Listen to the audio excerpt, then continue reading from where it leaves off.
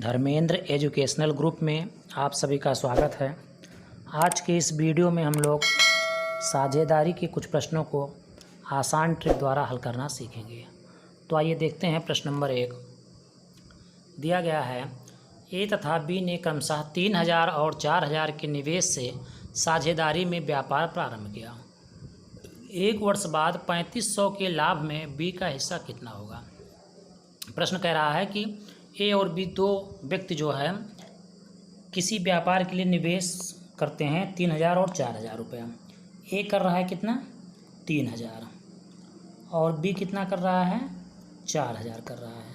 इसका मतलब अगर ए और बी का जो निवेश है उसका अनुपात हम लोग निकालेंगे तो हम लोग को मिलेगा 3 और 4 का अनुपात। दोनों का अनुपात क्या मिलेगा 3 और 4 का अनुपात। क्यों? क्योंकि 3 0 से 3 0 इधर कैंसिल हो जाएगा, 3 और 4 ही बचेगा। तो ए और बी का जो अनुपात निकलेगा निवेश का वो कितना निकलेगा 3 और 4 का। अब कह रहा है कि एक वर्ष बाद 3500 के लाभ में, मतलब जो लाभ 3500 का रहा है इसमें ए और बी दोनों का हिस्सा है। जब इसमें ए और बी दोनों का हिस्सा है तो इसका मतलब ये हुआ कि अगर इन दोनों को हम लोग जोड़ दें तो जोड़ने पर हम लोग को मिलेगा +7। क्या मिलेगा जोड़ने पर? अगर इसको हम लोग जोड़ेंगे तो हम लोग क्या मिलेगा, जोड़ने पर मिलेगा 7। अगर हम लोगों को इसे जोड़ने पर 7 मिलेगा तो यहाँ पर जो लाभ दिया गया है अगर इसको हम लोग उसी 7 से भाग करा दें, 3500/7 कर दें तो हम लोग को मिल जाएगा 500। भाग कराने पर हम लोग क्या मिलेगा 500। अब अगर इस 500 को हम लोग बी का हिस्सा निकालने के लिए 4 में गुणा करा दें और ए का हिस्सा निकालने के लिए 3 में गुणा करा दें तो हम लोगों को ए और बी का हिस्सा पता चल जाएगा। अब चूंकि बी का पूछ रहा है इसलिए बी का हिस्सा निकाल करेंगे। बी वाला 4 अनुपात है तो 4 को हम लोग 500 से जब गुणा करा देंगे तो हम लोग को मिल जाएगा 2000। अर्थात यहाँ से बी का हिस्सा हम लोग को कितना मिलेगा, बी का हिस्सा हम लोगों को 2000 मिलेगा। अगर बी का हिस्सा 2000 होगा तो निश्चित है ए का हिस्सा कितना होगा भाई। टोटल 3500 और 3500 में से 2000 घटा देंगे तो कितना बचेगा 1500 बच जाएगा। या ये कह सकते हैं कि उसी 500 को जो यहाँ पर 500 मिल रहा है अगर इस 500 को इस 3 में गुणा करा देंगे ए वाले में तो हम लोगों को ए का हिस्सा मिल जाएगा। तो इस तरीके से हम लोग ऐसे प्रश्नों को यहाँ पर हल करेंगे। आइए देखते हैं नेक्स्ट क्वेश्चन दिया गया है, ए ने 2000 में व्यापार आरंभ किया। 7 माह बाद 5000 की पूंजी लगाकर बी भी इस व्यापार में शामिल हो गया।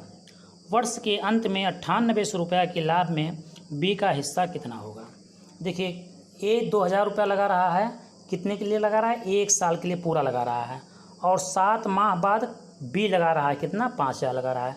इसका मतलब हुआ कि अगर 7 माह बाद बी लगा रहा है तो बी कितने समय के लिए पैसा लगा रहा है, केवल 5 महीने के लिए पैसा लगा रहा है। क्यों? क्योंकि वो 7 महीने बाद पैसा लगा रहा है। तो 1 साल में अगर देखा जाए तो कितने महीने उसके पास बचेंगे, सिर्फ 5 महीने। तो ए जो है ए का हिस्सा कितना यहाँ पर 2000। ए जो 2000 रुपया लगा रहा है वो 12 महीने के लिए लगा रहा है, जबकि बी जो है वो जो 5000 रुपये लगा रहा है वो कितने समय के लिए लगा रहा है, केवल 5 महीने के लिए लगा रहा है, क्योंकि वो 7 वर्ष बाद लगा रहा है। अब इस जीरो को अनुपात निकाल लिया जाए तो 0 0 कैंसिल, यहाँ पर हम लोगों को मिलेगा 24 और इधर 5 × 5 करेंगे तो हम लोगों को मिलेगा 25। अब दोनों को अगर हम लोग जोड़ दें तो हम लोग जोड़ने पर क्या मिलेगा 29 मिलेगा। इस 29 को जो 9800 का लाभ हो रहा है, अगर उस 9800 के लाभ को हम लोग 29 से भाग कर देंगे तो 29 से भाग करने के बाद हम लोगों को मिलेगा 200। क्या मिलेगा हम लोगों को 200। अब ये 200 हम लोग को मिल रहा है। किसका हिस्सा निकालना है हम लोगों को, यहाँ पर बी का हिस्सा निकालना है। तो बी का हिस्सा निकालने के लिए हम लोग 25 से गुणा करा देंगे इस 200 में तो बी का हिस्सा हम लोगों को मिल जाएगा। इसका मतलब बी का हिस्सा कितना मिल जाएगा, 25 से 200 में गुणा कराएंगे तो हम लोगों को मिलेगा 5000। और अगर मान लीजिए ए का हिस्सा निकालना होता तो इस 24 से हम लोग गुणा करा देते तो 4800 निकल आता। या इस तरीके से कह सकते हैं कि इस टोटल में से अगर बी का हिस्सा हम लोग घटा देंगे तो हम लोगों को ए का हिस्सा मिल जाएगा। तो पूरा वीडियो को आप लोग देखिएगा, पूरा कॉन्सेप्ट इसी वीडियो में क्लियर हो जाएगा। आइए नेक्स्ट क्वेश्चन को हम लोग देखते हैं। दिया गया है, पी तथा क्यू साझे में 5:6 के अनुपात में कोई पूंजी लगाकर व्यापार प्रारंभ करते हैं। 8 महीने बाद बी अपनी पूंजी वापस ले लेता है। 8 महीने बाद क्या कर रहा है, बी अपनी पूंजी वापस ले रहा है। यदि वर्ष के अंत में लाभांश 5:9 के अनुपात में हो तो क्यू ने कितने समय के लिए अपनी पूंजी निवेश किया। इसका मतलब P जो लगा रहा है वो कितने समय के लिए लगा रहा है, P और Q का जो अनुपात है, P और Q का जो अनुपात है वो कितने का है, 5/6 का है। अब यहाँ कह रहा है कि 8 महीने के बाद B ने अपनी पूंजी वापस ले लिया। अगर यहाँ से हम लोग 8 से गुणा करा दें और यहाँ पर हम लोगों को समय नहीं पता है कितना समय होगा, तब कह रहा है कि वर्ष के अंत में लाभांश कितना हो जाएगा, 5/9 का होगा, अर्थात 5/9 का होगा। अब यहाँ से अगर 5 से 5 हम लोग कैंसिल कर दें और 6 को कैंसिल करेंगे 3 से तो 2 आएगा, और इधर कैंसिल करेंगे तो 3 आएगा। अर्थात यहाँ से अगर हम लोग देखेंगे तो T का मान हम लोग मिल जाएगा 2T बराबर 24, तो T का मान हम लोग मिलेगा 12। यहाँ जो मिलेगा वो माह मिलेगा, अर्थात 1 वर्ष भी हम कह सकते हैं कि B ने कितने समय के लिए अपनी पूंजी लगाया था, निवेश किया था, तो B ने 1 साल के लिए अपनी पूंजी निवेश किया था। नेक्स्ट क्वेश्चन, P ने 5,000 के निवेश पर कोई व्यापार प्रारंभ किया। 12 महीने बाद 60,000 की पूंजी के साथ P ने 50,000 के निवेश पर, यहाँ 50,000 दिया, 5,000 नहीं, 5,000 के निवेश पर कोई 50,000 के निवेश पर कोई व्यापार प्रारंभ किया। 12 महीने बाद 60,000 की पूंजी के साथ B भी शामिल हो गया। 3 वर्ष के अंत में लाभ का बंटवारा क्या होगा। इसका मतलब P जो है वो कितने 36 माह के लिए 50,000 लगा रहा है। P 50,000 कितने समय के लिए लगा रहा है, 36 माह के लिए लगा रहा है। और Q जो है वो 60,000 कितने समय के लिए लगा रहा है, वो 12 महीने बाद लगा रहा है। इसका मतलब उस कितने समय के लिए लगाएगा, केवल 24 महीने के लिए लगाएगा। कितने समय के लिए लगाएगा, केवल 24 महीने के लिए लगाएगा। अब इस 4 जीरो से अगर इस 4 जीरो पूरा कैंसिल हो जाएगा, और अगर 6 से कैंसिल करना चाहें तो हम लोग यहाँ पर कैंसिल भी कर सकते हैं। 6 से कैंसिल करेंगे इधर हम लोगों को 6 मिलेगा, और 6 से इधर कैंसिल करेंगे तो हम लोग को मिलेगा 4। अर्थात यहाँ पर अनुपात कितना मिल गया, 5/4 का। कितने का अनुपात मिल गया, 5/4 का। तो यहाँ पर पूछ रहा है 3 वर्ष के अंत में लाभ का बंटवारा किस अनुपात में होगा, तो उसके लाभ का जो बंटवारा होगा वो 5/4 के अनुपात में लाभ का बंटवारा होगा। नेक्स्ट क्वेश्चन, P ने 5,000 निवेश करके एक बुटीक चालू किया। 6 माह बाद 8,000 का निवेश करके B भी शामिल हो गया। 1 वर्ष बाद 36 रुपये के लाभ में B का कितना भाग होगा। P अगर मान लीजिए चूँकि 1 वर्ष की बात कर रहा है तो P 5,000 है, और 5,000 कितने समय के लिए लगाएगा, 12 महीने के लिए लगाएगा, अर्थात 1 वर्ष के लिए लगाएगा। जबकि Q 6 महीने बाद ये लगा रहा है। अगर 6 महीने बाद 8,000 का निवेश कर रहा है, इसका मतलब ये केवल 6 महीने के लिए ही 8,000 लगा रहा है। कितने समय के लिए लगा रहा है, केवल 6 महीने के लिए ही लगा रहा है। तो यहाँ पर अगर इसका अनुपात निकालें हम लोग तो ये 0 से तीनों 0 कैंसिल हो जाएगा। 6 से कैंसिल करेंगे तो 6 कम 6, 6 दूनी 12, और 2 से कैंसिल करेंगे 4। इसका मतलब अनुपात निकलेगा 5/4 का। अब 1 वर्ष बाद कितने का लाभ हो रहा है, 3600 का। इसका मतलब अगर दोनों को हम लोग जोड़ दें तो हम लोग मिलेगा 5, 4, 9, और 3600 को अगर हम लोग 9 से भाग करा दें, 3600 को अगर हम लोग 9 से भाग करा दें तो हम लोग मिल जाएगा 400। कितना मिल जाएगा हम लोगों को, 400। अब B का भाग पूछ रहा है। B का भाग करने के लिए हम B का भाग कितना दिया गया है, यहाँ पर 4 दिया गया है, तो हम लोग क्या करेंगे, 400 में उसी 4 को हम लोग गुणा करा देंगे तो हम लोग मिल जाएगा 1,600 रुपया। तो B का भाग कितना होगा, 1,600। अगर B का भाग 1,600 हो रहा है तो A का भाग कितना हो जाएगा, 3600 में से 1,600 घटाएंगे तो हम लोग मिल जाएगा 2,000। या ये कह सकते हैं कि इस 400 को अगर हम लोग इस 5 में गुणा करा देंगे तो हम लोगों को A का भाग मिल जाएगा। आइए इसी तरीके से हम लोग नेक्स्ट क्वेश्चन देखते हैं। दिया गया है 3 मित्र PQ तथा R ने क्रमशः 2,000, 4,000 और 7,000 का निवेश करके एक व्यापार प्रारंभ किया। वर्ष के अंत में 7800 रुपये के लाभ में Q का कितना हिस्सा होगा। PQR का अनुपात कितना क्या है, देखिए 2,000, इसके बाद में 4,000, इसके बाद में 7,000 का अनुपात है। अब 0, 0 तो दोनों तीनों और कैंसिल होगा तो सीधे सीधे अनुपात क्या मिल जाएगा, 2:4:7 का अनुपात मिल जाएगा। अब कुल लाभ कितना हो रहा है, 7800। अर्थात तीनों को अगर हम जो जोड़ेंगे तो कितने के बराबर होगा, 7800 के बराबर होगा। तो 2 और 4 मिल करके 6, 6 और 7 मिल करके 13। अब 13 अनुपातिक योग निकल रहा है। अगर इस अनुपातिक योग से हम लोग 7800 को भाग करा दें तो हम लोग मिल जाएगा 600। कितना मिल जाएगा, 600। 7800 को अगर हम लोग 1300 से भाग कराएंगे तो हम लोग कितना मिलेगा, 600। अब Q का हिस्सा पूछ रहा है। अगर A का हिस्सा है तो 2 से गुणा कराएंगे इस 600 में तो A का हिस्सा मिल जाएगा। अगर इस 4 से गुणा करा देंगे 600 में तो हम लोगों को B का हिस्सा मिल जाएगा।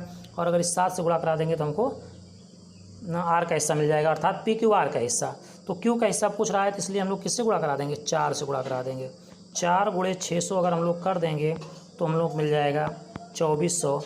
अर्थात यहाँ पर अगर हम लोग देखेंगे तो क्यू का हिस्सा जो होगा वो क्यू का हिस्सा होगा 2400।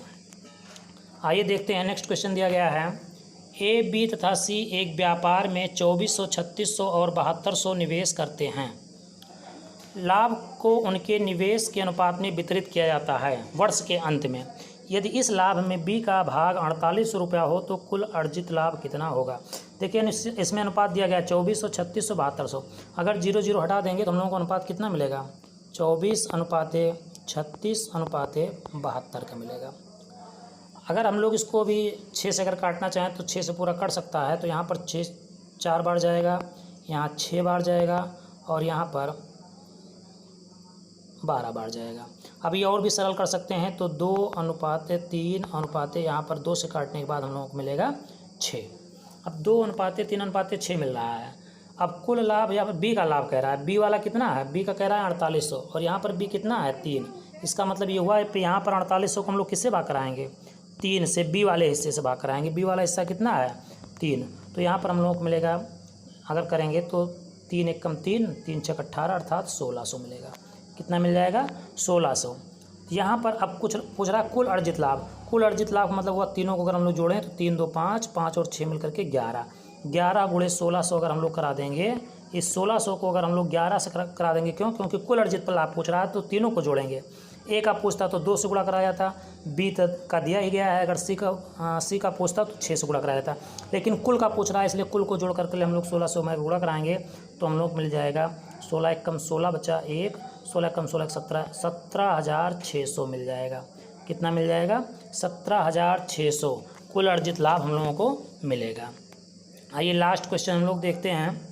दिया गया है, ए ने 4000 लगाकर एक व्यापार प्रारंभ किया। 6 महीने बाद बी 6000 लगाकर, उसके 3 महीने बाद सी 8000 लगाकर उस व्यापार में साझीदार हो गया। 2 वर्ष बाद उनके लाभ का अनुपात क्या होगा। यहाँ पर अनुपात ही हम लोगों को निकालना है। एक कितने समय के लिए लगा रहा है, 2 साल के लिए लगा रहा है। इसका मतलब ये हुआ 4000 गुणे 2 का मतलब हो गया 12 दूना 24 महीने के लिए लगा रहा है। और उसके बाद में बी कितने समय के लिए लगा रहा है, 6 महीने बाद लगा रहा है। इसका मतलब 24 में से अगर 6 घटाएंगे हम लोग कितना महीना मिलेगा, 18 महीना। इसका मतलब बी कितने समय के लिए पैसा लगा रहा है, 18 महीने के लिए पैसा लगा रहा है। तो 6000 यहाँ पर हो जाएगा 6000 गुणे 18। और सी वाला देखेंगे तो सी कितने समय के लिए पैसा लगा रहा है, सी कह रहा है कि उसके 3 महीने बाद, अर्थात ये 18 साल है, उसके 3 महीने बाद मतलब उसके पास कितने समय के लिए निवेश करेगा, केवल 15 महीने के लिए निवेश करेगा। सी कितने समय के लिए निवेश करेगा, केवल 15 महीने के लिए निवेश करेगा। इसलिए हो जाएगा सी कितना लगा रहा है 8000 और कितने समय के लिए लगा रहा है, केवल 15 के लिए। केवल किसके लिए, 15 के लिए। अब 0 0 से कैंसिल हो जाएगा तो बचेगा हम लोगों का 4 गुणे 24 रेशियो अनुपात 6 गुणे 18, फिर अनुपात हम लोग को मिलेगा 8 गुणे 15। अब अगर हम लोग यहाँ पर काटना चाहें तो यहाँ पर हम लोग 3 से काट सकते हैं, 3 से काट सकते हैं, 2 से भी काट सकते हैं। अगर 3 से काटते हैं तो 3 × 8 = 24, 3 × 6 = 18 और 3 × 5 = 15।